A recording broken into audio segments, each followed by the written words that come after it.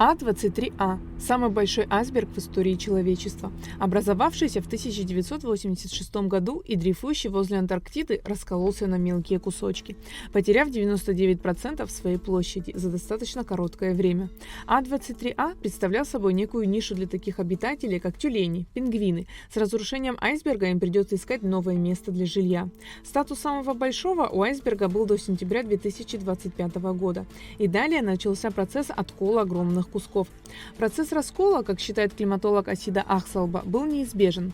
На протяжении 40 лет наблюдали различные научно-исследовательские институты, в том числе и российские.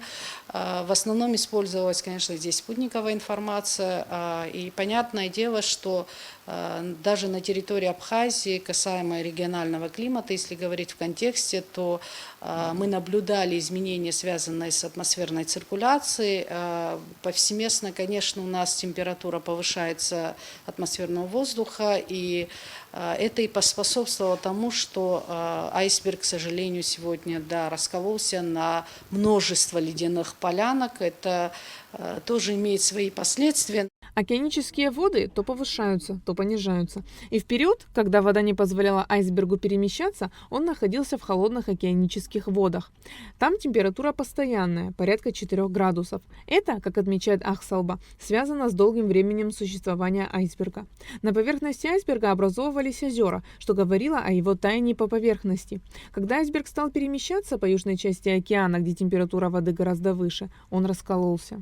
Да, сегодня многие ученые говорят о том, что последствия не будут такими масштабными в силу того, что на протяжении 40 лет айсберг таял частично и с образованием озер это и подтверждало, но мое мнение таково, что, безусловно, оно влияло на атмосферную циркуляцию. Это и было видно и на территории Абхазии с перемещением холодных воздушных масс, местный теплый воздух в контрасте давали те стихийные бедствия, связанные с шквалистыми ветрами, с залповыми ливневыми осадками и так далее. И эти последствия будут более ускоряться повсеместно на протяжении до 2030 года. Асида Ахсалба отмечает, что природа – это мощный механизм, противостоять которому человечество не в силах. Поэтому поведение людей должно быть более рациональным. Последствия еще могут быть связаны с тем, что в этих ледяных полянах очень много метана, вообще в самом айсберге в том числе. Да, измерения производились, и когда начал таять этот айсберг, конечно же, концентрация метана, я хочу сказать, что это один из мощных парниковых газов. И, соответственно, оно способствует повышению температуры атмосферного воздуха, и поэтому впоследствии, конечно, мы будем иметь такие эффектные процессы, связанные с резким повышением температуры атмосферного воздуха. Это будет сказываться, конечно, на все те процессы и явления, которые происходят в природной среде, то есть будут учащаться еще больше ветра усиленного режима, имеется в виду усиление ветрового режима, тепло- и влагооборота, безусловно, будет тоже способствовать их изменению. Наблюдается непрерывный рост уровня океана. Черное море связано со Средиземным, а оно с Тихим океаном. Таким образом, в нашем море тоже наблюдаются глобальные изменения уровня. Приблизительно это 2,5-3 мм в год. Такие неоптимистические модели показывают, что к 2050 году уровень океана может подняться на полметра, рассказал Тимур Страчан, научный сотрудник Института экологии АНА. Он также отметил, что раскол и таяние этого айсберга сегодня в краткосрочной перспективе не несет угрозу, потому что повышение уровня океана – процесс медленный, плавный.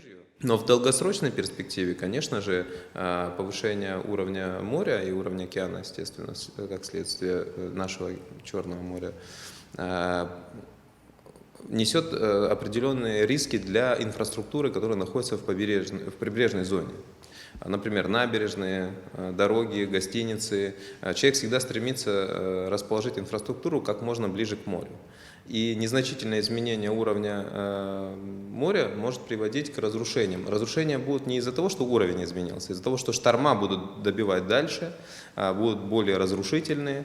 И в долгосрочной перспективе, конечно же, повышение уровня моря – это большая проблема будет.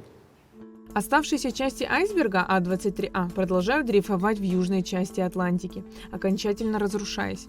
Таким образом, айсберг утратил статус самого большого айсберга планеты, завершив свой многолетний путь из моря Уэддла. Аэлита Арутюнян, Заур Лиев, Давид Хашик, Абхазское телевидение.